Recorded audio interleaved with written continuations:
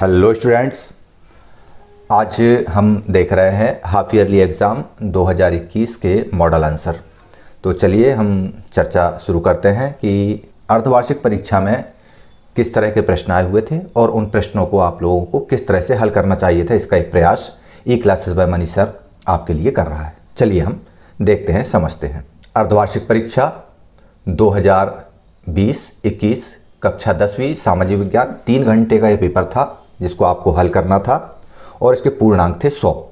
सभी प्रश्न निवार थे। क्वेश्चन पेपर में कुल 39 क्वेश्चंस आपके आए हुए थे और कुछ वस्तुनिष्ठ, विषय आधारित और विश्लेषणात्मक। जैसा कि आपका ब्लूप्रिंट माध्यमिक शिक्षा मंडल ने जारी किया है, उसी ब्लूप्रिंट के अकॉर्डिंग ये क्वेश्चन पेपर आया हुआ है। हाँ, बस ये है कि जो 30 नंबर के OMR सीट पर जो क्वेश्चंस आने हैं वो इस बार नहीं किया है। तो आप अपने क्लास टीचर्स के साथ में ज़रूर बात कीजिए, अपने सब्जेक्ट टीचर से, प्रिंसिपल से भी बात कीजिए कि 30 नंबर का जो OMR सीट पर जो जिस तरह से सॉल्यूशन करने के लिए, सॉल्व करने के लिए क्वेश्चन पेपर आने वाला है उसकी प्रैक्टिस आप लोग करें, क्योंकि 30 मिनट बहुत कम होता है ऐसी स्थिति में जबकि आपने बहुत ज़्यादा समय अपने घरों पर बिताया हो। तो आपको थॉरो नॉलेज होना चाहिए सब्जेक्ट का और प्रैक्टिस बहुत ज़रूरी है। चलिए खैर, उस संबंध में हम बाद में बात करेंगे। सबसे पहले हम शुरू करते हैं अर्धवार्षिक परीक्षा के सामाजिक विज्ञान विषय का कक्षा 10 का यह मॉडल पेपर अर्धवार्षिक परीक्षा के लिए है। सबसे पहला प्रश्न था, सही विकल्प चुनकर लिखिए। इसमें 6 विकल्प दिए गए थे। पहला विकल्प था, मानव सर्वाधिक उपयोग करता है भौम जल, महासागरीय जल, पृष्ठीय जल और वायुमंडलीय जल। तो इसका सही उत्तर है भौम जल। इस प्रश्न के उत्तर में अक्सर तर्क वितर्क होते रहते हैं, लेकिन मनुष्य भौम जल का सर्वाधिक उपयोग करता है, सिंचाई के लिए करता है, नलकूपों के माध्यम से करता है, कुएं के माध्यम से करता है, इसलिए भौम जल का उपयोग सर्वाधिक माना जाता है। पृष्ठीय जल का उपयोग उतनी तुलना में नहीं होता है जितना भौम जल का, इसलिए मानव सर्वाधिक उपयोग इस जल का करता है। तो उत्तर आएगा भौम जल का। ठीक है। अगला प्रश्न, वन संसाधन की प्रमुख समस्या है मछली पालन, रेगिस्तान का विस्तार, वनों में लगने वाली आग, आदिवासी गतिविधि। देखिए, मछली पालन तो हो ही नहीं सकता, रेगिस्तान का विस्तार वनों के कटने से होगा तो ये मुख्य समस्या नहीं होगी। वनों में लगने वाली आग, जी हाँ, यही वह उत्तर है जो सही है। आदिवासी या जनजाति गतिविधियां हैं वो झूमिंग खेती को वगैरह के बारे में होती है, काटो और जलाओ वाली खेती, वो इतनी बड़ी समस्या नहीं है जितनी बड़ी समस्या वनों में लगने वाली आग है। इसलिए वन संसाधन की प्रमुख समस्या है वनों में लगने वाली आग। विश्व स्तर पर पहला भू शिखर सम्मेलन आयोजित हुआ था। डेफिनेटली काफ़ी बार ये क्वेश्चन पूछा जा चुका है। उत्तर है ब्राज़ील। 1857 के स्वतंत्रता संग्राम में बुंदेलखंड के प्रमुख सेनानी थे। कुंवर सिंह बिहार से थे, बख्तावर सिंह अमझेरा निमाड़ से थे, तात्या टोपे थे यहाँ से बुंदेलखंड से। तो इसका उत्तर आएगा सा बुंदेलखंड। कांग्रेस के प्रथम अधिवेशन के अध्यक्ष व्योमेश चंद्र बनर्जी। दा इसका सही उत्तर होगा। 6वां प्रश्न आपसे पूछा गया है, घाना पक्षी विहार स्थित है। तो इसका उत्तर है राजस्थान में है घाना पक्षी विहार। अब रिक्त स्थानों की पूर्ति कीजिए। मैं आपसे पूछा गया था कि भारत में केवल खाली स्थान प्रतिशत भूभाग पर वन है। तो इसका उत्तर है 20.64%। मौसम मानचित्र में वायुदाब मिलीबार में दर्शाई जाती है। मिलीबार और नॉट में आप लोगों को बिल्कुल भी कंफ्यूज नहीं होना है। इसका उत्तर आएगा मिलीबार। तीसरा, भारत में सबसे अधिक बाढ़ प्रभावित राज्य खालिस्तान है। नो डाउट इसका उत्तर बिहार है। पश्चिम बंगाल या असम की तरफ बिल्कुल भी ना जाएं, परीक्षा में भी आता है तो बिहार ही इसका उत्तर होगा। वायसराय खालिस्तान की प्रतिक्रियावादी नीति प्रजातीय भेदभाव से पूर्ण थी। इसका उत्तर आएगा लॉर्ड लिटन। 5वां, 1857 की क्रांति की खाली स्थान से आरंभ हुई। बैरकपुर की छावनी मेरठ। 6वां, सोयाबीन उत्पादन में प्रथम स्थान प्राप्त भारतीय राज्य मध्य प्रदेश है। अगला प्रश्न 3, एक शब्द या एक वाक्य में उत्तर दीजिए। सबसे पहला, कौन सी मिट्टी कपास की फसल के लिए उपयुक्त होती है। तो इसका उत्तर होगा काली मिट्टी। इसको कपासी मिट्टी भी कहा जाता है। जैक ऑफ ट्रेड्स किसे कहते हैं। उत्तर है मैग्नीज। भारत में सर्वाधिक कोयले का भंडार किस राज्य में है। One and only Jharkhand. Bengal विभाजन कब और किसने किया। 1905 में हुआ, लॉर्ड कर्जन के द्वारा किया गया। 1857 की क्रांति के क्या प्रतीक थे। तो इसमें हो सकता है चूंकि आपकी किताब के अंदर पर्टिकुलर ये क्वेश्चन नहीं मिलेगा। एक जगह पर लिखा है कि प्रतीकात्मक रूप से बहादुर शाह को भारत का सम्राट उन्होंने अपना सुल्तान घोषित कर दिया था क्रांतिकारियों ने, तो वो प्रतीक उसका नहीं था, प्रतीक सल्तनत का था, वो बादशाहत का था वो। लेकिन 1857 की क्रांति के जो प्रतीक थे वो था रोटी और कमल के फूल। छठवां प्रश्न, भूकंप की तीव्रता को किसके द्वारा नापा जाता है? तो रिक्टर पैमाने पर नापा जाता है। सही जोड़ी बनाइए। रबर केरल, डिगबोई आसाम, कपास महाराष्ट्र, चावल पश्चिमी बंगाल, तंबाकू आंध्र प्रदेश, नीली क्रांति मछली। ये सही जोड़ी के सही उत्तर हैं। अब सत्य एवं असत्य में उत्तर लिखिए। तो आपदाएं एक अप्राकृतिक घटना है, तो यह असत्य है। आपदाएं या तो प्राकृतिक घटना होती हैं या मानवीकृत घटना होती है, इसलिए इसका उत्तर होगा असत्य। 1857 की क्रांति का तात्कालिक कारण हड़प नीति थी, बिल्कुल नहीं थी, असत्य होगा। तात्कालिक कारण था चर्बी वाला कारतूस। तीसरा प्रश्न, राजस्थान में मरुस्थलीय मिट्टी पाई जाती है? जी हां, पूरी तरह से सत्य है ये। लिग्नाइट सर्वोत्तम प्रकार की मिट्टी है? असत्य, कोयला है ये तो, घटिया किस्म का। पांचवा, एल्बर्ट बिल प्रजातीय भेदभाव की नीति को उजागर करता था? बिल्कुल सत्य है ये, क्योंकि एल्बर्ट बिल से ही अंग्रेजों की प्रजातीय भेदभाव की नीति का भान या स्पष्टीकरण भारतीयों को हुआ था। काली मिट्टी कपास उत्पादन के लिए उपयुक्त है? बिल्कुल सत्य है, ऊपर इसी तरह का एक प्रश्न आपसे पूछा गया था। अब विषय आधारित प्रश्न की हम बात करते हैं। प्रश्न क्रमांक 6 से 13 तक में से किन्हीं 5 प्रश्नों को हल कीजिए। आपकी जो बोर्ड एग्जाम होंगे ना, मेन एग्जाम, उसमें भी इसी तरह के प्रश्न आएंगे कि 7 या 8 क्वेश्चन दे दिए जाएंगे। उसमें ये बोला जाएगा कि किन्हीं 5 प्रश्नों को हल कीजिए। बस उसी पैटर्न का ये प्रश्न आया हुआ है। प्रश्न क्रमांक 6 जो था, यदि इस प्रश्न को हल किया होगा, वनों पर आधारित उद्योगों को बताइए, तो इसका उत्तर इस तरह आप लोगों ने लिखा होगा, वनों से प्राप्त लकड़ी, घास, सनोवर तथा बांस से कागज उद्योग, चीड़, साइप्रस तथा सफेद सनोवर से दिया सलाई उद्योग, लाख से लाख उद्योग, मोम से मोम उद्योग, महुआ की छालें व बबूल से गोंद, चमड़ा उद्योग, चंदन, तारपीन और केवड़ा से तेल उद्योग, जड़ी बूटियों से औषधि उद्योग विकसित हुए हैं। ये आपकी किताब से हूबहू ले लिया गया है। प्रश्न क्रमांक 7वां, वन जलवायु को कैसे नियंत्रित करते हैं? तो इसका उत्तर है वन जो हैं वे हवा के प्रभाव को कम करते हैं। ठंडी और गर्म हवाएं वन क्षेत्र की जलवायु को सम बनाए रखते हैं। इस तरह से वन जलवायु को नियंत्रित करते हैं। प्रश्न क्रमांक 8वां, जल प्रदूषण को रोकने का उपाय बताइए। तो जल प्रदूषण को रोकने के प्रमुख उपाय जो है वो निम्नलिखित हैं। पहला, जल स्रोतों में कारखानों का दूषित पानी नहीं मिलना चाहिए। जल स्रोतों के पास गंदगी फैलाने, साबुन लगाकर नहाने तथा कपड़े धोने पर प्रतिबंध होना चाहिए। पशुओं को नदियों, तालाबों आदि में नहलाने पर प्रतिबंध हो। सभी प्रकार के अपशिष्टों तथा अपशिष्ट युक्त बहिर्स्रावों को नदियों, तालाबों तथा अन्य जल स्रोतों में बहाने पर प्रतिबंध हो। प्रदूषित जल को प्राकृतिक जल स्रोतों में गिरने से पूर्व उसमें शैवाल की कुछ जातियों एवं जलकुंभी के पौधों को उगाकर प्रदूषित जल को शुद्ध करना। ऐसी मछलियों को जलाशय में छोड़ना चाहिए जो मच्छरों के अंडे, लार्वा और जलीय खरपतवार का क्षरण करती हैं। तो ये हो गया जल प्रदूषण को रोकने का उपाय। इनमें से कोई भी 3 उपाय आपको लिखना है तो आपको पूरे नंबर मिल जाएंगे। मैंने अधिकतम उपायों को लिखने का प्रयास यहाँ पर किया है। इसके बाद प्रश्न क्रमांक 9, वनों से प्रत्यक्ष लाभ कौन कौन से हैं? तो आपकी किताब में बहुत सारे लाभ दिए हैं। उन लाभों में से कुल 3 लाभ आपको लिखना था।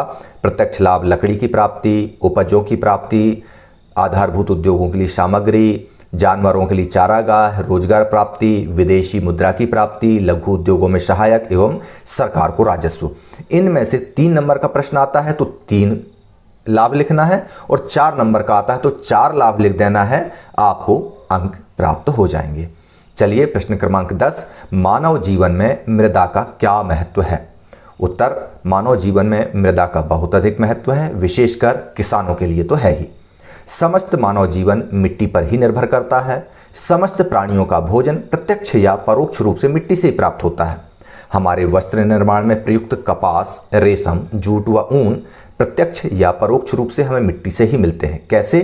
जैसे भेड़ मिट्टी पर उगी घास खाती है और हमको ऊन देती है। रेशम के कीड़े वनस्पति पर जीते हैं और वनस्पति मिट्टी पर उगती है। भारत में लाखों घर मिट्टी के बने होते हैं। हमारा पशुपालन उद्योग, कृषि और वन उद्योग मिट्टी पर ही आधारित हैं। इस प्रकार मिट्टी हमारे जीवन का प्रमुख आधार है। विलकॉक्स जो थे भूवैज्ञानिक थे, उन्होंने कहा भी है कि मानव सभ्यता का इतिहास मिट्टी का इतिहास है और प्रत्येक व्यक्ति की शिक्षा मिट्टी से ही प्रारंभ होती है। ये प्रश्न क्रमांक 10। प्रश्न क्रमांक 11 की तरफ हम बढ़ते हैं। श्वेत क्रांति किसे कहते हैं? तो ज़्यादा कन्फ्यूज में आप नहीं होंगे। डेफिनेटली पशुपालन से श्वेत क्रांति का संबंध है। ऑपरेशन फ्लड, इस शब्द को याद रखिए आप हमेशा कि ऑपरेशन फ्लड दुग्ध उत्पादन से संबंधित है, श्वेत क्रांति से संबंधित है, काफ़ी है। हरित क्रांति से आप क्या समझते हैं? फसलों खेती से संबंधित क्रांति। मतलब हरित क्रांति का तात्पर्य कृषि उत्पादन में उस तीव्रतम वृद्धि से है जो अधिक उपज देने वाले बीजों, रासायनिक उर्वरकों व नई तकनीक के प्रयोग के परिणाम स्वरूप हुई है। प्रश्न क्रमांक 13 है। आधुनिक युग में लोहे का क्या महत्व है? सभी लोगों ने बहुत अच्छे से लिखा होगा। इसका उत्तर इस तरह से बन पड़ता है।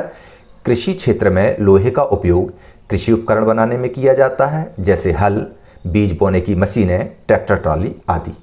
दूसरा, परिवहन के क्षेत्र में लोहे का उपयोग परिवहन के साधनों को निर्मित करने में किया जाता है, जैसे बस, ट्रक, हवाई जहाज, जल जहाज, रेल आदि। निर्माण के क्षेत्र में लोहे का उपयोग विभिन्न निर्माण कार्यों जैसे पुल का निर्माण, भवन निर्माण, सड़क निर्माण आदि में किया जाता है।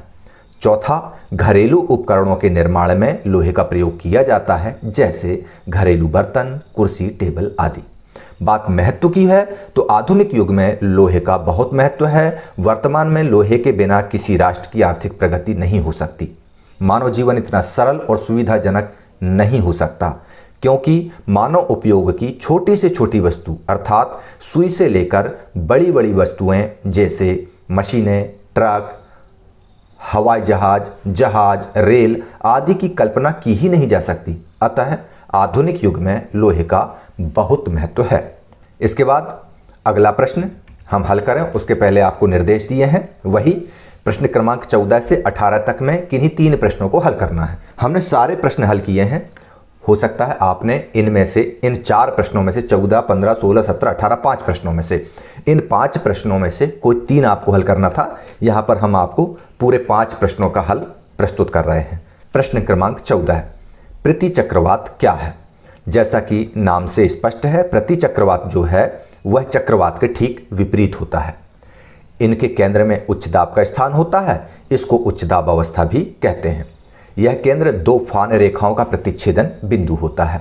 इस तरह से आप लोगों ने ये 7 बिंदुओं में से यदि कोई 4 बिंदु भी आपने लिखे हैं तो आपको प्रतिचक्रवात का पूरा नंबर मिलेगा। अच्छा, एक बात और बता दें, चक्रवात प्रतिचक्रवात इस टेस्ट में पूछा है। अक्सर कर हम इस अध्याय में केवल ऋण चिन्ह और वायु वेग के जो सिंबल हैं उनको ही याद कर लेते हैं। ये इस तरह के प्रश्न लेकिन मेन एग्जाम में आ सकते हैं, इसलिए आप चक्रवात प्रतिचक्रवात क्या है इससे संबंधित जो ई क्लासेस बाय मनीष सर के वीडियो हैं उनको अगर आप एक बार देख लेंगे तो आपको कहीं से कहीं तक कोई समस्या नहीं होने वाली है।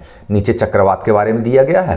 जो चक्रवात जो है वह कम वायुमंडलीय दबाव के चारों ओर गर्म हवा की तेज आंधी को हम चक्रवात कहते हैं। दक्षिणी गोलार्ध में इन गर्म हवा को चक्रवात के नाम से जानते हैं और ये क्लॉकवाइज चलते हैं। उत्तरी गोलार्ध में इन गर्म हवा को हरिकेन या टाइफून कहते हैं। तो इस तरह से ये 3 पॉइंट्स आप लिख देंगे। प्रश्न क्रमांक 16 है, आपदाओं से क्या तात्पर्य है? उत्तर, आपदा एक मानव जनित अथवा प्राकृतिक विपत्ति है जिससे निश्चित क्षेत्र में आजीविका तथा संपत्ति की हानि होती है, जिसकी परिणति मानवीय वेदना तथा कष्टों के साथ होती है। आपदा समाज की सामान्य कार्यप्रणाली को बाधित करती है, इससे बहुत बड़ी संख्या में लोग प्रभावित होते हैं। आपदा के कारण जीवन तथा संपत्ति की बड़े पैमाने पर हानि होती है। आपदा समुदाय को प्रभावित करती है। आपदा भोगवादी अर्थव्यवस्था और बढ़ती हुई आबादी का प्रकृति के साथ अनावश्यक हस्तक्षेप का परिणाम है। इस तरह के आप लोगों ने आपदा के बारे में लिखना है। इसके बाद आता है प्रश्न क्रमांक 17, महामारी कैसे फैलती है? तो महामारी कैसे फैलती है ये तो हमने प्रैक्टिकली देख लिया इस बार कि कोविड-19 किस तरह से फैला है। तो इसका उत्तर लिखने में आपको बहुत ज़्यादा कठिनाई नहीं होने वाली है, लेकिन पाठ्यक्रम की दृष्टि से इसको अगर हम लिखेंगे तो इस तरह से लिखेंगे, महामारी को किसी ऐसे रोग अथवा स्वास्थ्य संबंधी अन्य घटना के रूप में परिभाषित किया जाता है जो असाधारण अथवा अप्रत्याशित रूप से बड़े पैमाने पर फैल जाती है। महामारी का प्रमुख कारण विषाणु, जीवाणु, प्रोटोजोआ अथवा कवक होते हैं। खाद्य पदार्थ एवं पेयजल का संदूषण, बारिश के मौसम में मच्छरों की वृद्धि, पर्यटक एवं प्रवासी लोगों की अत्यधिक भीड़ तथा वातावरण पर प्राकृतिक आपदाओं के प्रभाव से महामारी फैलती है। जैसे वर्तमान समय में चीन में उत्पन्न कोविड-19 विषाणुजन्य महामारी है जो कि व्यक्ति से व्यक्ति को संक्रमित करती है। भारत में इसका आगमन पर्यटकों तथा हवाई यात्रियों के माध्यम से हुआ। प्रश्न क्रमांक 18, बाढ़ नियंत्रण के कोई 4 उपाय आपको लिखना है। तो यहाँ पर हमने 1, 2, 3, 4, 5, 6, 7, 8, 9 ऐसे 8-9 उपाय यहाँ पर दिए हुए हैं। इनमें से कोई भी 4 उपाय आप लिखकर पूरे 4 अंक हासिल कर सकते हैं। इसके बाद अगला निर्देश आपको प्राप्त होता है फिर से कि प्रश्न क्रमांक 19 से प्रश्न क्रमांक 22 तक ये जो 4 प्रश्न हैं, इन 4 प्रश्नों में से कोई 2 प्रश्न हल करना है। मैंने यहाँ पर चारों प्रश्नों के हल दिए हुए हैं। पहला, भारतीय शासकों में असंतोष के कारण क्या थे। तो शासकों में असंतोष का कारण पूछा है, ध्यान रखिए, भारतीयों में असंतोष का कारण नहीं पूछा है। यहाँ पर कंफ्यूज हो सकते हैं आप कि यहाँ पर पूछा गया भारतीय शासकों में असंतोष का कारण, ना कि भारतीयों में असंतोष का कारण। तो शासकों में जो असंतोष था वो अंग्रेजों की विस्तारवादी नीति के कारण था, लॉर्ड वेलेजली की सहायक संधि के कारण था, लॉर्ड डलहौजी की हड़प नीति के कारण था। अंग्रेजों ने पंजाब, सिक्किम, सतारा, जयपुर, संभलपुर इन राज्यों को अपने अधीन कर लिया था, किसी को हड़प नीति से, किसी को संधि व्यवस्था से, सहायक संधि व्यवस्था से। सरकार ने अवध, तंजौर, कर्नाटक के नवाबों की राजकीय उपाधियां समाप्त कर दी थीं और अंतिम मुगल सम्राट के प्रति अंग्रेजों का व्यवहार अनादरपूर्ण हो गया था। बस इन परिस्थितियों से शासक परिवारों में घबराहट हुई और असंतोष फैल गया। प्रश्न क्रमांक 20 का उत्तर हम देखते हैं क्या है। चलिए पहले देखते हैं प्रश्न। भारतीय जागृति के विकास में किन समाचार पत्रों ने अपनी भूमिका निभाई थी, लिखिए। तो जिन समाचार पत्रों ने अपनी भूमिका निभाई उनके नाम हैं संवाद कौमुदी, अमृत बाजार पत्रिका, इसी के नाम पे ABP न्यूज चैनल जो चल रहा है ना आजकल, वही है ये। A for Amrit, B for Bazar, P for Patrika, Amrit बाजार पत्रिका। बंबई समाचार, केसरी, मराठा, हिंदू, पैट्रियट, स्वदेशी मित्रम, आर्य दर्शन। इनमें से चाहे तो हम एक एक के बारे में लिख सकते हैं कि कौन इसका संपादक था या इसकी शुरुआत किसने की थी। यदि इतना भी लिखते हैं तो आपको अंक प्राप्त होंगे। प्रश्न क्रमांक 20, कांग्रेस की स्थापना के उद्देश्य क्या थे, वर्णन कीजिए। ये एक बहुत लंबा उत्तर भी लिख सकते हैं और छोटा भी लिख सकते हैं इसका उत्तर। कांग्रेस की स्थापना के उद्देश्य, इतिहासकारों का कहना है कि ह्यूम और उसके साथियों ने अंग्रेजी सरकार के इशारे पर ब्रिटिश सरकार की, ब्रिटिश साम्राज्य की सुरक्षा कवच के रूप में कांग्रेस की स्थापना की। ह्यूम नहीं चाहते थे कि 1857 की तरह जनता असंतुष्ट होकर हिंसा का मार्ग अपनाए, अतः जनता को हिंसा के मार्ग से हटाकर संवैधानिक मार्ग पर लाने के लिए उन्होंने इस रास्ते को अपनाया, कांग्रेस की स्थापना की। तत्कालीन कांग्रेस के नेताओं ने भी A.O. ह्यूम के इस नेतृत्व को एक्सेप्ट किया। वे नहीं चाहते थे कि सरकार से खुला संघर्ष निर्मित हो और इस तरह से व्योमेश चंद्र बनर्जी ने राष्ट्रीय अधिवेशन जो हुआ था भारतीय राष्ट्रीय कांग्रेस का 1885 में, उसमें प्रमुख उद्देश्य निम्नलिखित बताए थे कि पूरे साम्राज्य में, मतलब अंग्रेजी पूरे साम्राज्य में जहां जहां पर भी ऐसे व्यक्ति जो अंग्रेजों के खिलाफ में काम कर रहे हैं उनको एक दूसरे से लिंक अप करना, उनको एक दूसरे से सिंक्रोनाइज करना, ये का उद्देश्य था पहला। दूसरा उद्देश्य था कि जो देश के अंदर अलग अलग जाति, धर्म और प्रांतीयता के पूर्वाग्रहों को लेकर के जो लोग बैठे हुए हैं और जिसका फायदा अंग्रेज उठा लेते हैं, वो व्यवस्था समाप्त हो, लोग आपस में एकमात्र झंडे के नीचे आए और वो अपने आप को भारतीय कहें, ना कि अपने आप को किसी जाति, धर्म या क्षेत्र का आदमी कहें। तीसरी जो मुख्य विशेषता थी कि यदि किसी भारतीय को कहीं पर कोई समस्या हो रही, किसी समूह को कोई समस्या हो रही है, तो उस समस्या का पूरी तरह से विचार विमर्श कर प्रमाणित लेखा जोखा तैयार करना और अंग्रेजी सरकार के सामने बताना कि आपके लोग, आपकी सरकार, आपका प्रशासन ये गड़बड़ी कर रहा है। और चौथा बिंदु ये कि साल में एक बार एक जगह बैठकर अधिवेशन के रूप में बैठना और पूरे अगले साल तक अगले साल, एक वर्ष में 12 महीनों में पूरे देश में क्या क्या कार्य करना है उसकी रूपरेखा तैयार करना। ये प्रमुख 4 उद्देश्य व्योमेश चंद्र बनर्जी ने बताए। प्रश्न क्रमांक 22, प्रथम स्वतंत्रता संग्राम की असफलता के कारण। बहुत सारे कारण थे इसमें, तो लेकिन प्रमुख प्रमुख कारणों में से आपको जितने नंबर का प्रश्न आता है, ये 4 नंबर का प्रश्न है, तो यहाँ पर जो 6, 7, 8 कारण दिए हैं, इन 8 कारणों में से आपको कोई 4 या 5 कारण लिख देना है, आपको पूरे नंबर मिलेंगे।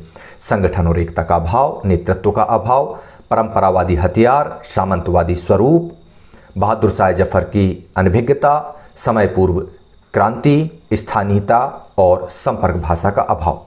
इनमें से जो भी आप कारण लिख सकते हैं। अब इसके बाद शुरू होता है महत्वपूर्ण चैप्टर आप लोगों के लिए, विश्लेषणात्मक प्रश्न।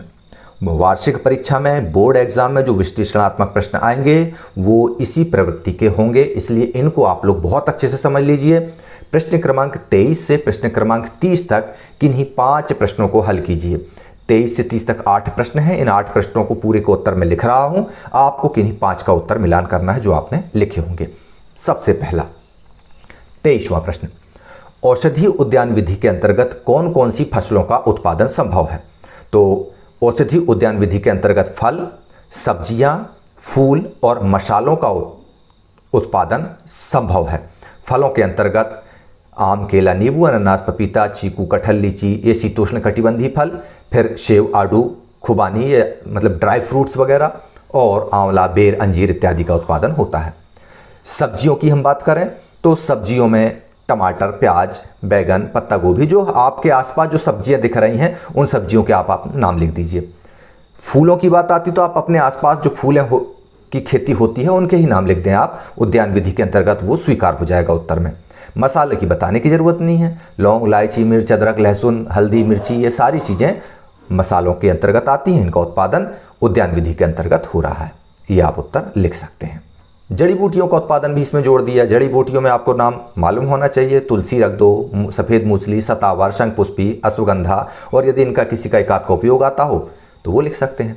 चलिए अगला प्रश्न 24वां, लगातार घटते वन्य जीवों को बचाने के लिए सरकार द्वारा क्या प्रयास किए गए हैं?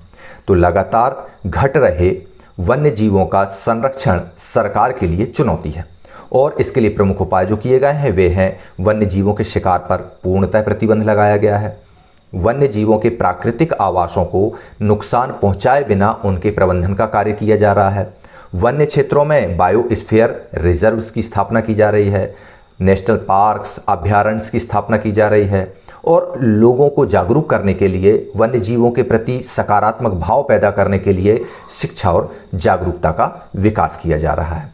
प्रश्न क्रमांक 25, बहुत अच्छा प्रश्न है ये। पृथ्वी का 3/4 भाग जल से ढका है, तथापि पृथ्वी पर जल की कमी पाई जाती है। 3 प्रमुख कारण देकर समझाइए। बहुत अच्छा उत्तर है इसका प्रश्न क्रमांक 25 का। पृथ्वी का 3/4 भाग जल से ढका हुआ है, तथापि पृथ्वी पर जल की कमी पाई जाती है। इसके 3 प्रमुख कारण निम्नलिखित हैं। पहला, पृथ्वी पर कुल पानी का 97% पानी महासागरों में है, जो कि अत्यंत खारा है, अतः मनुष्य को उसे उपयोगी बनाने में बहुत अधिक खर्च आएगा। ये पहला पॉइंट आप लोग लिख सकते हैं कि सबसे ज़्यादा पानी समुद्रों में है, समुद्र का पानी पीने योग्य नहीं है।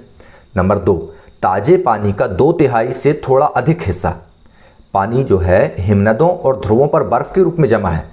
जो पानी खारा नहीं है और पीने योग्य है, लेकिन वो क्या है, बर्फ के रूप में जमा हुआ है ध्रुवों पर, इसलिए उसको भी उपयोगी बनाना कठिन कार्य है। और तीसरा, पृथ्वी पर उपलब्ध मानव हेतु उपयोगी जल भौम जल तथा पृष्ठीय जल के रूप में उपलब्ध है, और ये जल स्रोत वर्षा जल की उपलब्धता पर निर्भर करते हैं। यदि पानी हुआ, बारिश हुई तो पानी रहेगा, बारिश नहीं हुई तो वाटर लेवल में कमी आ जाती है। तो इस प्रकार हम कह सकते हैं कि पृथ्वी का 3/4 भाग जल से ढका होने पर भी पृथ्वी पर जल की कमी पाई जाती है। एक बहुत ही शानदार प्रश्न है, थोड़ा सा आपको कठिन लग सकता है। संसाधनों का ज्ञान प्रत्येक विद्यार्थी को होना चाहिए। तो इसमें आपको कुछ भी ज़्यादा दिमाग लगाने की ज़रूरत नहीं है, हमें संसाधनों की विशेषताएं लिख देना है, वही आपके उत्तर मान्य होंगे। कि संसाधनों का ज्ञान प्रत्येक विद्यार्थी को होना क्यों जरूरी है? इसलिए जरूरी है क्योंकि विद्यार्थियों को यह स्पष्ट हो सके कि आखिर वे कौन से स्रोत और तत्व हैं जो मनुष्य के लिए उपयोगी हैं। इसलिए होना चाहिए कि संसाधन संरक्षण का संबंध संसाधनों का बिल्कुल ही उपयोग करना या कंजूसी पूर्ण उपयोग करना नहीं है, बल्कि इस तरह से उपयोग करना कि हम अपना उपयोग तो कर लें, साथ ही वर्तमान पीढ़ी आगे आने वाली पीढ़ी की आवश्यकताओं के लिए उनको सुरक्षित रख सके। यह जानकारी भी स्टूडेंट्स को होनी चाहिए। तीसरा, प्राकृतिक पर्यावरण जैसे वायु, जल, वन और विभिन्न जैव रूपों का निर्माण करते हैं, जो कि मानव जीवन एवं विकास के लिए जरूरी है। इन प्राकृतिक साधनों के उपयोग से मनुष्य ने घरों, भवनों, परिवहन और संचार के साधनों आदि का निर्माण कर अपना संसार रच लिया है। ये समझ सारे स्टूडेंट्स में होनी चाहिए। संसाधनों का अंधाधुंध उपयोग पर लगाम लगे। क्यों लगे? ताकि आने वाली पीढ़ी को इसका लाभ मिल सके। ये जानकारी स्टूडेंट्स को होनी चाहिए। और पांचवा जो है, प्रकृति प्रदत्त वस्तुएं, हवा, पानी, वन, वन्यजीव, शक्ति के साधन या स्वयं मनुष्य द्वारा निर्मित संसाधन के बिना मनुष्य की जरूरतें पूरी हो सकती हैं तथा सुविधा नहीं मिल सकती है। इसलिए मनुष्य को संसाधन बहुत आवश्यक हैं। इसके बिना मनुष्य का जीवन एक क्षण भी नहीं चल सकता। ये जानकारी विद्यार्थियों को होना बहुत आवश्यक है ताकि वे हर तरह के संसाधन का सम्मान करें।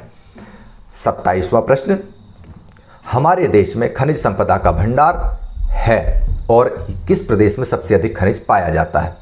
तो धरातल के नीचे बहुत गहराई तक खोदकर बहुत से पदार्थ निकाले जाते हैं जिन्हें खनिज कहते हैं। खनिज पदार्थों को दो भागों में बांटा है, धात्विक खनिज, अधात्विक खनिज।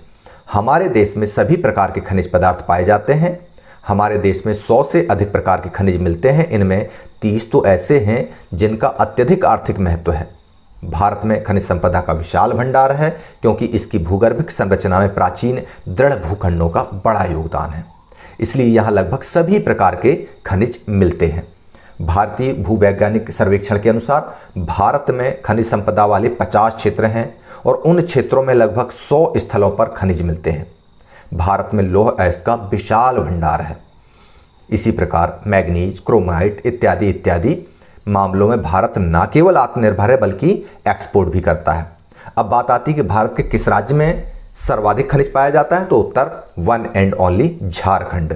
झारखंड का ही छोटा नागपुर का पठार है जिसको हम विश्व खनिज का आश्चर्य कहते हैं, क्योंकि भारत का लगभग 40% खनिज पदार्थ यहीं पाया जाता है, छोटा नागपुर के पठार में पाया जाता है। अगला प्रश्न 28वां, वही छोटा नागपुर के पठार को आ गया कि छोटा नागपुर के पठार में कौन कौन से खनिज पाए जाते हैं, उनमें से किसी एक का उपयोग लिखिए। तो छोटा नागपुर के पठार को भारत की शिल्पशाला कहा जाता है और यथार्थ में यह है भी, क्योंकि शिल्पशाला के लिए बिजली, कोयला और लोहा जैसी जरूरी वस्तुएं यहाँ पर उपलब्ध हैं। इन तीनों का यहाँ बाहुल्य है। भारत का अधिकांश कोयला यहाँ की खानों से ही निकलता है और बड़ा उत्कृष्ट दर्जे का कोयला है। जल से अब जल विद्युत भी उत्पादित हो रहा है, बड़े पैमाने पर हो रहा है। लोहे के खनिज का विशाल भंडार यहाँ है, जिससे टाटा ने लोहे का कारखाना लगाया हुआ है। 50 साल से ज़्यादा होगा उसको चलते हुए। दूसरा बहुत बड़ा कारखाना रूस के सहयोग से खुल रहा है। लोहे के खनिज के अतिरिक्त क्रोमियम, मैग्नीज, तांबा जैसे बहुत सारी चीज़ें यहाँ पर उपलब्ध होती हैं। यहाँ का अभ्रक संसार में प्रसिद्ध है। ऐसा अभ्रक अन्य किसी स्थान पर नहीं पाया जाता है। रेडियम, यूरेनियम जैसी चीज़ें भी यहाँ पर उपलब्ध हैं। अब यहाँ पर उपलब्ध होने वाले किसी एक धातु का या किसी एक खनिज का यदि हम उपयोग लिखें तो अभ्रक का उपयोग हम लिखते हैं औषधि बनाने में, बिजली के संचालन में, टेलीफोन, रेडियो, वायुयान, मोटर परिवहन आदि में। एक अच्छा कोट महात्मा गांधी का दिया हुआ, उस पर प्रश्न ही पूछ लिया है, जीवन कृषि पर निर्भर है, जहाँ कृषि लाभदायक नहीं वहाँ जीवन भी लाभदायक नहीं हो सकता, स्पष्ट कीजिए। इस प्रश्न को आप लोग बहुत अच्छे से नोट कर लीजिए। भारत एक कृषि प्रधान देश है जहां देश की 72% जनसंख्या कृषि पर निर्भर है। देश में लगभग 15 करोड़ किसान हैं, जिनमें से 12 से 13 करोड़ किसान छोटे और सीमांत किसान हैं। कृषि पर इतनी जनसंख्या की निर्भरता है तो इससे स्पष्ट है कि भारत एक कृषि प्रधान देश है। भारतीय जीवन भी कृषि पर निर्भर है। मतलब इस प्रश्न में आपको ये लिखना है कि कृषि यदि अच्छी तो जीवन अच्छा और कृषि यदि खराब तो जीवन खराब। उस थीम को लेकर के आप प्रश्न लिखते हैं। तो आगे इसके मॉडल आंसर में हमने यहाँ पर बताया कि जब तक खेतों में फसलों का उत्पादन अच्छा होता है तो देश की अर्थव्यवस्था सहित नागरिकों के जीवन में खुशहाली को लाता है। भारतीय कृषि देश की बढ़ती आबादी का भरण पोषण कर रही है। कृषि पदार्थों से ही भोजन में कार्बोहाइड्रेट, प्रोटीन, वसा, विटामिन आदि प्राप्त होते हैं। तभी खाद्य पदार्थों की प्राप्ति और पूर्ति के संबंध में राष्ट्रपिता ने कहा है कि जीवन कृषि पर निर्भर है। जहां कृषि लाभदायक नहीं है वहां जीवन भी लाभदायक नहीं हो सकता। हो सकता है आने वाले टाइम में एक वाक्य में या एक शब्द में उत्तर दीजिए, मैं ये कोट आपसे दे दें और ये पूछ ले कि किसने कहा था, तो ध्यान रखिएगा महात्मा गांधी ने कहा था। संक्षेप में, भारतीय कृषि की अर्थव्यवस्था में महत्वपूर्ण स्थान है। इसकी सफलता और विफलता से देश की खाद्य समस्या, सरकारी आय, आंतरिक विदेशी व्यापार, बहुत सारी चीजें प्रभावित होती हैं। इसीलिए कहा जाता है कि मानव जीवन में जो महत्व आत्मा का है वही भारत की अर्थव्यवस्था में कृषि का है। चलिए अगला प्रश्न, 30वां प्रश्न। गैर परंपरागत ऊर्जा के साधनों के प्रयोग को अधिक महत्व दिया जा रहा है, क्यों? व्याख्या कीजिए। आज का युग विज्ञान और प्रौद्योगिकी का युग है। आज मानव अपने ज्ञान विज्ञान का अधिकाधिक प्रयोग कर अपने विभिन्न कार्यों के संचालन के लिए ऊर्जा प्राप्त करता है। वर्तमान समय में ऊर्जा के उत्पादन एवं प्रयोग के आधार पर ही किसी राष्ट्र की गतिशीलता और विकास का आकलन किया जाता है। वास्तव में कार्य करने की क्षमता ही ऊर्जा कहलाती है और जिन संसाधनों से ऊर्जा की प्राप्ति होती है वे ऊर्जा के स्रोत कहलाते हैं। लकड़ी, कोयला, तेल, पेट्रोल, डीजल ये सब ऊर्जा के परंपरागत स्रोत हैं, जबकि सोलर ऊर्जा या सूर्यताप, पवन चक्की, जल विद्युत, बायोगैस, कचरा, भूताप इत्यादि गैर परंपरागत स्रोत हैं। इनमें से जो ऊर्जा के परंपरागत स्रोत हैं वे सीमित मात्रा में उपलब्ध हैं। प्राकृतिक रूप से निर्मित होने में इनको काफ़ी समय लगता है। आज मानव द्वारा इन्हें जिस तरह से अंधाधुंध तरीके से उपयोग किया जा रहा है और इसी तरह से दोहन होता रहा तो 2050 तक इनका अभाव हो जाएगा। पृथ्वी पर ऊर्जा का संकट हो जाएगा। ऐसी स्थिति में भविष्य को आने वाले संकट से बचने और विभिन्न कार्यों को सुचारू रूप से जारी रखने के लिए गैर पारंपरिक ऊर्जा स्रोतों को खोजने का प्रयास किया जा रहा है और इसीलिए इनका उत्पादन का बढ़ावा दिया जा रहा है। ऊर्जा खपत के क्षेत्र में भारत चौथे नंबर पर है वर्ल्ड में, जहां कुल ऊर्जा उत्पादन का 10% भाग गैर परंपरागत ऊर्जा स्रोत से किया जा रहा है। सूर्य, वायु, समुद्र और भूमि ऊर्जा के अक्षय भंडार हैं। इनका आप बार बार प्रयोग करो तब भी ये खत्म नहीं होते, जबकि कोयला, पेट्रोल, डीजल खत्म हो जाते हैं। इसलिए ही गैर परंपरागत ऊर्जा स्रोतों के उपयोग को अधिक महत्व दिया जा रहा है।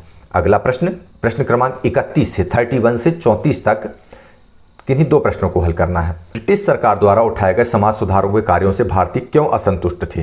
तो यहां पर उत्तर इस तरह से होगा। कंपनी सरकार ने सामाजिक कुरीतियों को समाप्त करने के लिए अनेक कदम उठाए तथा कानूनों को लागू किया। परंपरागत दृष्टिकोण के भारतीयों को अंग्रेजों का सामाजिक जीवन में हस्तक्षेप करना उनमें रोष उत्पन्न करने वाला था। जो परंपरागत दृष्टिकोण के भारतीय थे उनको ये लगता था कि अंग्रेज हमारे रीति रिवाजों में, सामाजिक जीवन में जबरन हस्तक्षेप कर रहे हैं। और ब्रिटिश सरकार द्वारा ईसाई धर्म का प्रचार इत्यादि जो करते थे, ऐसे अनेक कारण थे जिनके कारण भारतीयों को अत्यधिक असंतोष का सामना करना पड़ रहा था। भारतीयों को भय था कि ब्रिटिश शासन उनके धर्म और रीति रिवाजों को नष्ट करना चाहता है। सदियों से जिस भारतीय परंपरा का निर्वहन भी करते चले आ रहे थे, अंग्रेजों को ऐसा लगता था कि अंग्रेजों द्वारा उसमें सुधार करना भारतीयों को अपने धार्मिक मामलों में, निजी मामलों में बेजा हस्तक्षेप लगता था, जैसे सती प्रथा का बंद कराना इत्यादि। प्रबुद्ध भारतीय जो थे वो ब्रिटिश राज द्वारा किए गए उन सुधारों के विरोध से इसलिए संतुष्ट था क्योंकि ये भारतीय नेता भारतीय जनता को स्वयं की चेतना से इन बुराइयों से दूर करने की बात पर बल देते थे। उनका कहना यह था कि अंग्रेज जो है इन समाज सुधारों की आड़ में अपने ईसाई धर्म का प्रचार करते हैं। प्रश्न क्रमांक 32, अंग्रेजों की आर्थिक शोषण की नीति ने भारतीय कुटीर उद्योगों को प्रभावित किया, किस तरह? उदाहरण भी देना है। भारत में ब्रिटिश सरकार की आर्थिक नीतियों के कारण भारतीय उद्योग और व्यापार नष्ट हो गए। औद्योगिक क्रांति के बाद इंग्लैंड में सूती वस्त्र उद्योग के विकास के कारण तथा यूरोप से आयातों पर बढ़ते प्रतिबंध के कारण अंग्रेजी सरकार ने भारतीय उद्योगों को नष्ट करने की नीति अपनाई। भारत कुछ ही दशकों में एक प्रमुख निर्यातक की स्थिति से गिरकर विदेशी वस्तुओं का सबसे बड़ा उपभोक्ता राष्ट्र बन गया। अंग्रेजी साम्राज्य की स्थापना और ब्रिटेन की औद्योगिक क्रांति के फलस्वरूप भारतीय उद्योग धंधों को गहरा धक्का लगा।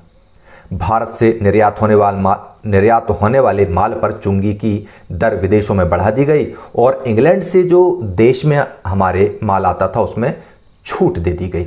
इससे भारतीय माल महंगा हो गया और उनकी मांग धीरे धीरे घटती गई। भारतीय कुटीर उद्योग धीरे धीरे समाप्त होने लगे। भारतीय कुटीर तथा छोटे पैमाने के उद्योगों का तेजी से पतन हो गया क्योंकि वे इंग्लैंड के कारखानों में बने माल की प्रतियोगिता विदेशी सरकार की शत्रुतापूर्ण नीति के कारण नहीं कर सके। अब यह ब्रिटिश उद्योगों के लिए केवल कच्चे माल का उत्पादन करने वाला देश बनकर रह गया। भारत का विदेशी व्यापार भारतीय व्यापारियों के हाथ से निकल गया। उदाहरण की बात करें हम तो भारत में अंग्रेजों के आगमन के पूर्व वस्त्र उद्योग उत्कृष्ट दर्जे का था। चरखा और हथकरघों से बने वस्त्र एवं मलमल इत्यादि विश्व प्रसिद्ध थे, किंतु अंग्रेजों के आगमन के बाद जब कपास तथा मलमल का निर्यात इंग्लैंड के लिए किया जाने लगा तो भारतीय वस्त्र उद्योग खत्म होने की स्थिति में आ गया। 33वां प्रश्न, भारत में राष्ट्रीय जागृति के विकास में पश्चिम के विचारों और शिक्षा ने क्या भूमिका निभाई? देखो, भारत में राष्ट्रीय जागृति के प्रमुख कारणों के बहुत सारे क्वेश्चन इनने बना दिए हैं और वो डाल दिए हैं इसमें। अंग्रेजी शिक्षा का प्रचार लॉर्ड मैकाले ने भारतीय राष्ट्रीयता को जड़ से समाप्त करने के उद्देश्य से किया था। वह भारत में अंग्रेजी भाषा का प्रचार कर एक ऐसा वर्ग तैयार करना चाहता था जो ब्रिटिश साम्राज्य के हित के अनुकूल कार्य करे, परंतु अंग्रेजी शिक्षा ने भारतीयों को विदेशी बंधन से मुक्त होने की प्रेरणा दी। अंग्रेजी शिक्षा का ज्ञान होने से भारतीय पाश्चात्य साहित्य, विचार, दर्शन और शासन प्रणाली से परिचित हुए। रूसो, वॉल्टेयर, मैजिनी, बर्ग और गैरीबाल्डी के विचारों से वे प्रभावित हुए। पाश्चात्य विचारों की रचनाओं से भारतीयों को यह ज्ञान हुआ कि ये अंग्रेज अपने देश इंग्लैंड में तो स्वतंत्रता, समानता और बंधुत्व की बातें करते हैं, किंतु भारत में इनका रवैया इसके विपरीत हो जाता है। अतः अंग्रेजों को उनके ही विचारकों की बातों को याद दिलाया जाता और देश की आज़ादी के लिए जागरूकता का माहौल बनाया जाता। अंग्रेजी साहित्य का अध्ययन कर अनेक भारतीयों ने अंग्रेजों द्वारा ICS की परीक्षा उत्तीर्ण कर उच्च पदों पर चयनित होने की ठान ली और वे चयनित भी हुए। ऐसे चयनित भारतीय अन्य भारतीयों के लिए मिसाल होते जो अंग्रेजों के स्वयं के उच्च प्रजाति के होने के अभिमान को तोड़ते थे। इस तरह से अंग्रेजों ने भारतीयों को अंग्रेजी शिक्षा स्वयं के लिए क्लर्क तैयार करने के लिए दी थी। उसे हासिल करके भारतीयों ने राष्ट्रीयता के नए आयाम को स्पर्श किया। 34वां प्रश्न, 1857 की क्रांति का भारतीय इतिहास में क्या महत्व है? यह अक्सर आपसे पूछा जाता है, तो इस प्रश्न का उत्तर आपके सामने लिखा हुआ है। बहुत सारे कारण दिए हुए हैं, इनमें से कोई एक कारण आप देख सकते हैं, लिख सकते हैं। 6 कारण में से कोई भी 4 कारण आप इसमें लिख दीजिए, आपको पूरे उत्तर मिल जाएंगे। अब आता है प्रश्न क्रमांक 35। आपदा प्रबंधन का ज्ञान प्रत्येक विद्यार्थी को होना चाहिए। क्या आप इससे सहमत हैं? बिल्कुल, हम इससे सहमत हैं कि आपदा प्रबंधन का ज्ञान प्रत्येक विद्यार्थी को होना चाहिए। आपदा प्रबंधन क्रियाकलापों की एक ऐसी श्रृंखला है जो आपदा से पहले और उसके बाद ही नहीं बल्कि एक दूसरे के समानांतर भी चलती है। यह व्यवस्था विस्तार और संकुचन मॉडल से अधिक है। इस व्यवस्था में यह मानकर चला जाता है कि आपदा संभावित समुदाय के भीतर आपदा की रोकथाम, उसके दुष्प्रभाव को कम करने और सामान्य जीवन स्तर पर लौटने के लिए पर्याप्त उपाय होते हैं और इन उपायों पर काम करना चाहिए। आपदा प्रबंधन के प्रमुख 4 तत्व निम्नलिखित हैं। पहले से तैयारी करना, राहत एवं जवाबी कार्यवाही, सामान्य जीवन स्तर पर लौटना और रोकथाम और दुष्प्रभाव कम करने के लिए योजना। ये प्रमुख 4 तत्व हैं, इनको आप लोग याद कर लीजिएगा, ये विस्तार से लिखा हुआ है। भूस्खलन की आपदा से बचने के लिए प्रयुक्त 3 चरणों को लिखिए। यहाँ पर जो 3 चरण हैं इनको आपको लिखना है कि आपदा संकट मानचित्रण, मतलब सर्वप्रथम आपदा संकट का मानचित्रण करके भूस्खलन के क्षेत्रों का पता लगाना होता है। ऐसा लगाने से यह पता चल जाता है कि बस्तियां बसाने के लिए कौन कौन से क्षेत्रों से दूर रहा जाए।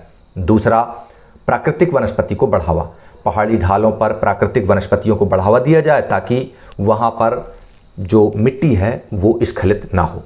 तीसरा, मजबूत बुनियाद के नक्शे तैयार करना और उसी तरह की सहन शक्ति वाले मकान बनाना।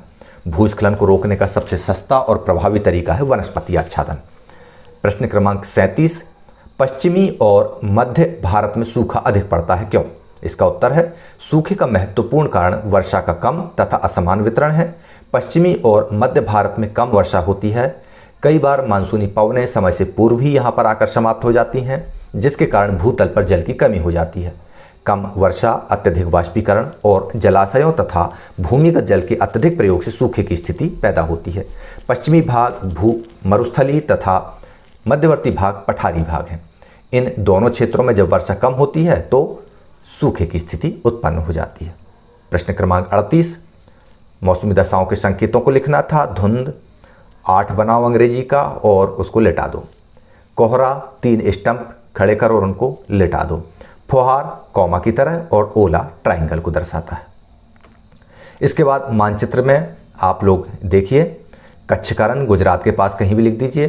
कर्क रेखा को जो है आपको ध्यान देना है कि गुजरात राजस्थान को स्पर्श करते हुए मध्य प्रदेश, छत्तीसगढ़, झारखंड, पश्चिमी बंगाल, त्रिपुरा और मिजोरम होती हुई ये निकल जाती है 8 स्टेट्स को छूते हुए। मालवा का पठार इतने हिस्सा में है जहाँ पर ये लिखा हुआ है और बंगाल की खाड़ी यहाँ पर है।